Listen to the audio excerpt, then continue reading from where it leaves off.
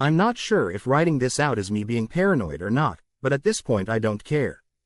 There's something weird going on and I need to talk to someone, anyone about it. A few months back, I got a new roommate. My dad insisted that since I lived out of state, I needed at least one roommate so he could feel more at ease. Considering I'm a young woman living in a pretty big city by myself, I decided he was right. Funny thing is, I work with my roommate's dad. I'm a barista at a coffee shop downtown, and my coworker James mentioned that his son was looking for a place to stay. I remember that day pretty clearly. I knew James was a pretty laid-back guy, so during our break I told him I was looking for a new roommate. His eyes lit up when I told him. "Seriously?" he said with a laugh, as the corner of his eyes crinkled. "Yeah, man. Bring him by sometime and we talk about it," I replied, as I tossed my towel onto the bar. I rubbed my aching shoulder as I turned to face him. Surprisingly, James was already texting on his phone.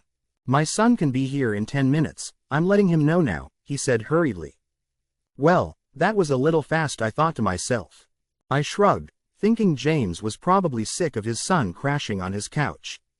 I can't say I minded too much. I felt better knowing that I wouldn't be living alone for too much longer. Sometimes I wish I never brought it up. The first few weeks were relatively uneventful. I met James's son, Evan. He was roughly my age and seemed just as laid back and funny as his dad. He was eager to talk to me, and I felt like he was tolerable enough to have as a roommate. I didn't get any weird vibes from him, so a few days after our initial meeting I texted him that he could move in. Evan seemed excited that he finally had a place, and James looked relieved when I told him during my next shift. Evan was actually a good roommate. He wasn't loud or messy, and he was cool with evenly dividing up chores around the apartment. He was pleasant with me, but not overly friendly. Most of the time, I'd find him quietly clicking away on his computer or holed up in his room. I didn't mind too much, I liked my space. One thing kind of seemed off, though. Every week, Evan would be on the phone with his dad. Now I know keeping in touch with your parents is good, but something was weird about these calls. They were always on the same day and the same time. Evan's phone would light up and his mood seemed to change instantly. He would stop what he was doing and walk into his room, securing the door behind him. I figured they wanted privacy, but I could hear hurried whispering coming from Evan's room no matter how much I tried to tune it out. They seemed panicked and afraid, like there was some kind of negotiating going on between the two of them. Last night, I let my curiosity get the better of me. I was getting ready for a night out with friends in the bathroom next to Evan's room when the phone call happened. I waited about 15 minutes or so and decided to try and listen in. Call me a snoop all you want, but this shit was getting weird. I put down my curling iron and slowly crept towards Evan's door. I gently pressed my ear to it, trying not to make any noise. The whispering was louder, but I still couldn't make out what anyone was saying. I heard a few bangs on the wall closest to the balcony and slightly louder talking. It definitely sounded more angry than most of the phone calls Evan had with his father. I heard Evan end the call and throw his phone onto his bed angrily and swearing a few times. Then the room became silent. After a few minutes, I gave up. Returning to the bathroom, I figured I would let it go for now. I went back to my routine, shifting my thoughts to what bar my friends and I were going to try tonight. Once I was ready, I cleared off the counter of our shared bathroom and started to walk down the hallway. Just then, Evan's door quietly opened and Evan slipped out. His eyes focused intently on mine, and I knew what he was going to say before he opened his mouth. I decided to beat him to it. "I heard you on the phone in there, you all right?"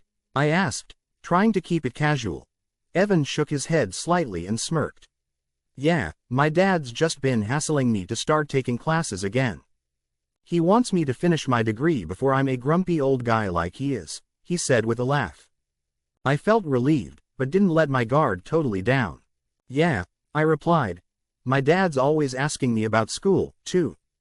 Evan's eyes lit up. He took an intense interest in my major. "That's right. How's your psychology class holding up this semester?" he asked, eager to change the subject. He liked hearing about different disorders and mental health issues I was studying. It seemed to go beyond a general curiosity. Evan studied me intently whenever I described my lessons for the day. He especially liked to ask me about my knowledge in child psychology.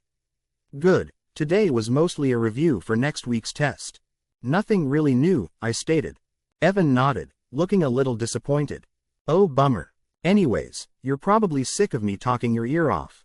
Go have fun, Jules, he said, his smile not reaching his eyes. I knew he wanted to talk about something, but he was hesitant. You sure, Evie? I can hang around here tonight. I don't want your dad ruining your mood. Evan smiled again, this time more sincere. He took a step towards me. One thing I have to say is that I think Evan and I have a thing for each other. I already know people are going to say I'm stupid for having a thing for my roommate, and I sort of wish I didn't. I didn't want anything to go south and find myself living on my own again, so I made sure it stayed casual with a little flirting and nothing more. Noticing the energy in the room changing, I realized Evan had other ideas. I wouldn't mind that, Evan said softly, stepping even closer until we were almost touching. He slowly wrapped one arm around my waist and planted a kiss on my forehead, saying, I don't want to bring you down either. I felt my cheeks heating up and my heart began to pound. I couldn't tell if he was trying to distract me from his outburst or if he was genuinely interested in me. Before I had time to figure it out, I heard a phone ring. Evan froze, his arm still wrapped around me. Fuck, he said quietly. I detected a bit of panic in his voice. He quickly let go of me and ran to his room to retrieve his phone. He returned moments later, and he was pale as a ghost. His phone was in his hand, still ringing. I gotta go. He spit out at me before holding the phone to his ear and bolting out the front door. I could hear shouting down the hallway of our complex, before the harsh slamming of the door to the stairwell echoed throughout the building. I stood for a minute, frozen. After a minute or so, I decided to try and forget the scenario that just played out in the apartment. I figured I needed a drink now more than ever. I walked towards my room to get my purse, until Evan's cracked bedroom door caught my eye. Evan never left his door open normally, and in his haste forgot to secure it. Being the nosy person that I am, I pushed the door open slightly. His room was dark, the only light source coming from the hallway. The first thing I noticed was how clean his room was. It looked as if nobody lived there. The bed was perfectly made, there were no dirty clothes laying around, and his desk was clear. The only thing that was off was the area near the closet. There was a large bag on the floor in front of the closet, and its contents were strewed across the floor. I could just barely make out white lettering on the side of the bag reading, First Aid. Something in my mind clicked, and I realized what was laying on the floor was used gauze and other medical supplies. I felt a bit nauseous when I realized they were all tinted a dark red. A slight metallic scent filled my nose and I gagged. I quickly backed away from the door and bolted towards my bedroom. Grabbing my purse and phone, I texted my friend to meet me outside the building. I needed to get out as soon as I can.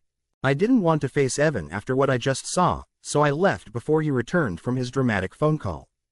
I rushed down the stairwell opposite from the one I heard Evan take, and I ran down to the ground floor. My mind was racing, and I felt dazed until I made it outside. The cold night air snapped me out of my trance, and I saw my friend's car coming down my street. I jogged to meet her, and slipped into the car and immediately told her to drive. I ignored everyone's questions on my mood and attempted to shake the disturbing image out of my mind. God, I needed a fucking drink. Hours later, I stumbled back into the apartment. I was slightly buzzed, but I managed to get my key into the door only to find an empty apartment. Everything looked exactly as I left it, including Evan's door. It was clear that he hadn't been home yet.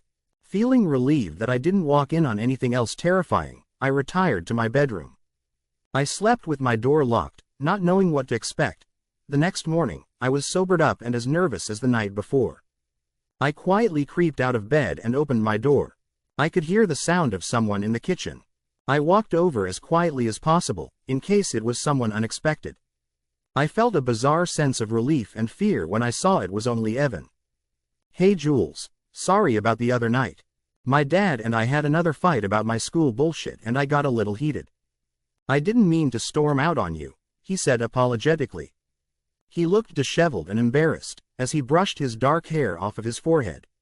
Would a pancake breakfast help at all? Evan asked with a crooked smile.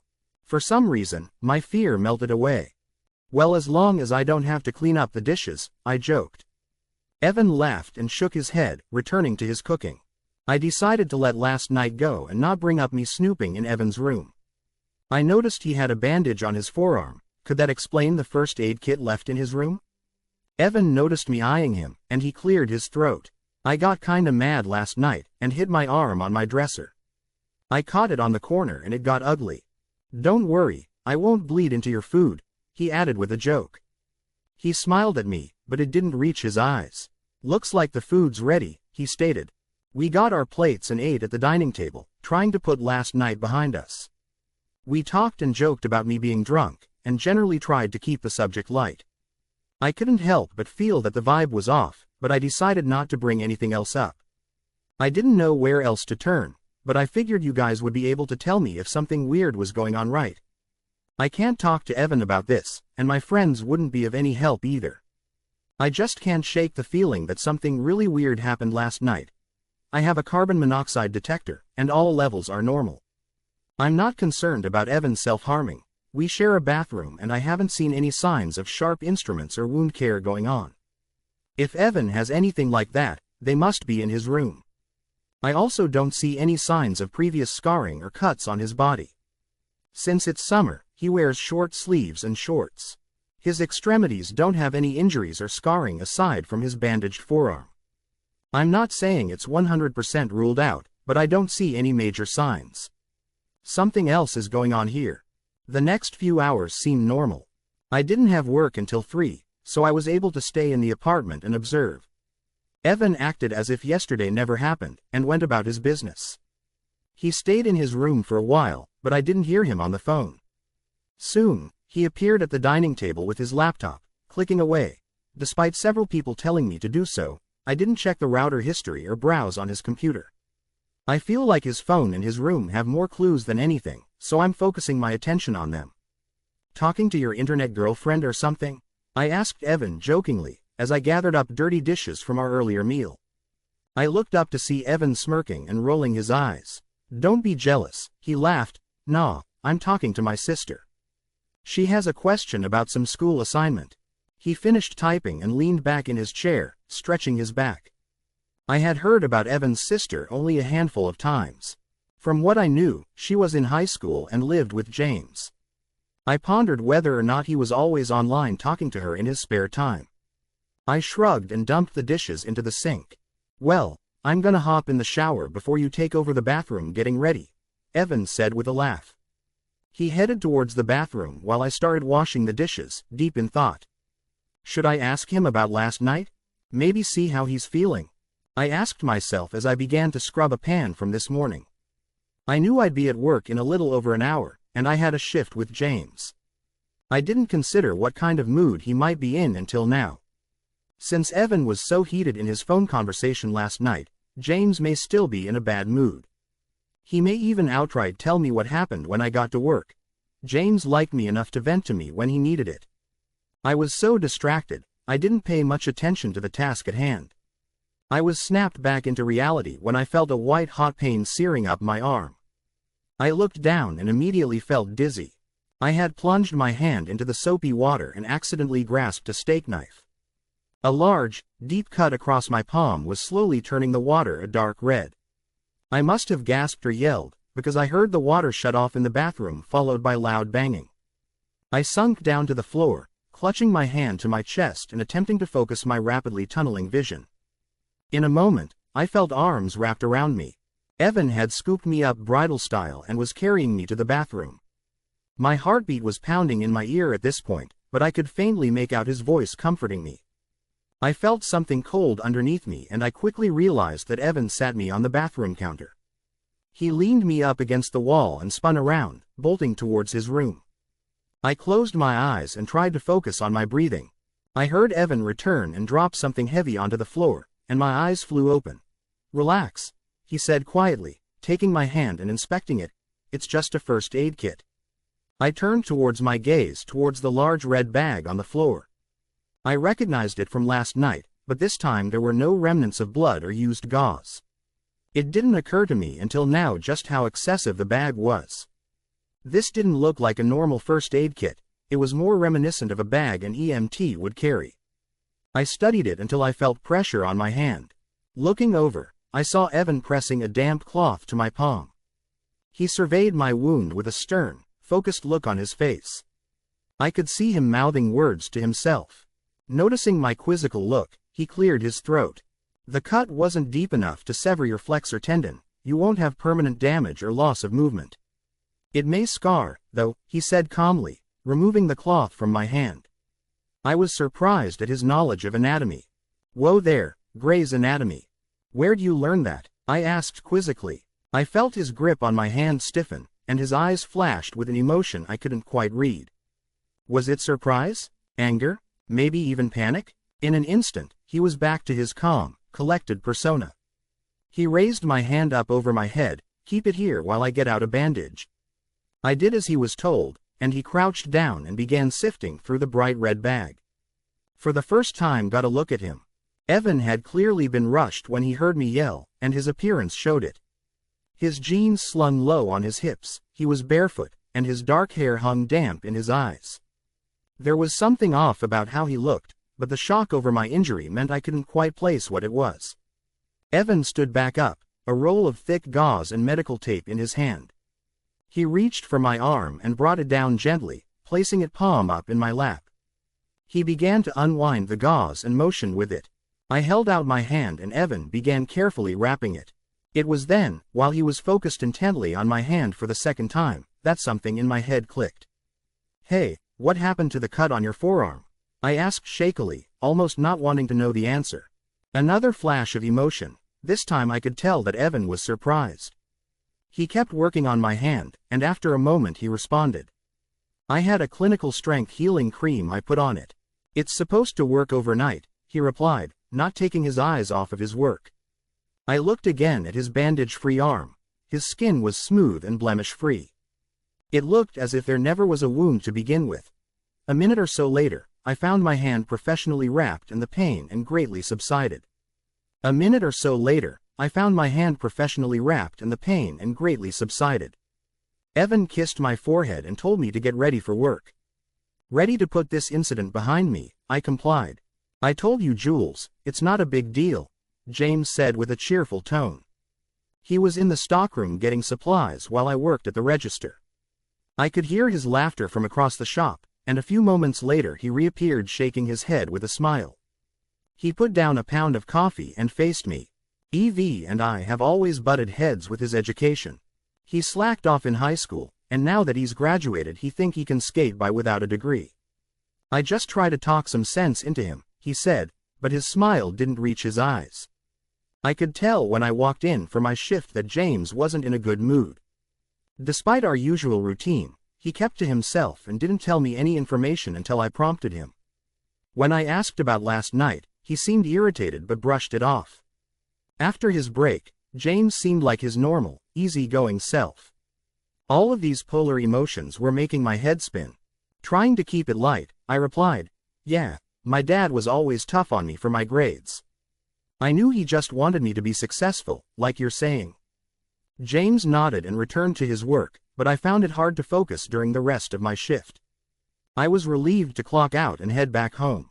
The atmosphere back at the apartment seemed normal when I walked through the door, and I breathed a sigh of relief. I wasn't sure what to expect after the situation with Evan. Was he mad I asked about his arm? I tossed my bag and apron on a nearby chair and fell face first into the couch. I was exhausted with everything that had happened over the past 2 days, and I just wanted to veg in front of the TV and forget everything. I closed my eyes, content to drift off to sleep, until I hear Evan's chuckle coming from the hallway.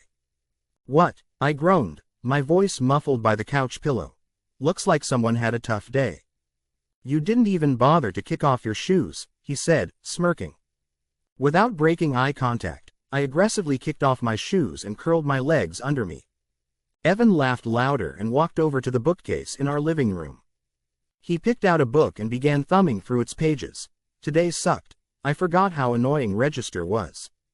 It's a good thing I got off early. I was able to talk to my dad on the phone for a bit, I said, lifting my head up to look at him. Oh yeah? That must have been nice. he said absent-mindedly, still focused on the hardcover book in his hands. I nodded with a small smile. It was. Since it was early enough, we talked for about a half hour. It's hard when we're in different time zones. Evan nodded and raised his eyebrow. He's in a different time zone? He asked, as he paced around the room. He's on the East Coast, in New Jersey. He's a cop, so his hours can be weird, too, I replied. I realized I had never told Evan about my dad. My thoughts were interrupted a few seconds later. Thump. I looked over at Evan, to see him snatching the book up off of the floor. He looked pale and jumpy. You all right, Evie? I asked, skeptical. He turned away and walked over to the table, shakily setting the book down. Yeah, I just remembered I totally bailed on Yvette. I was supposed to help her with an assignment tonight, he said. I thought I heard a quiver in his voice, but Evan still had his back to me so I couldn't read him. After a few seconds, he calmly walked over to his laptop and slipped it into his backpack. He zipped it up and slung it over one shoulder. He then turned to me, his face void of emotion. I'll see you later, he said, with a startling amount of calm in his voice. He quietly slipped out the door, and I was left alone with my thoughts. Stay tuned for part 2 of this shocking story. You won't want to miss what happens next. That's the end of this story. If you found it engaging, please give it a thumbs up and don't forget to subscribe for more content like this.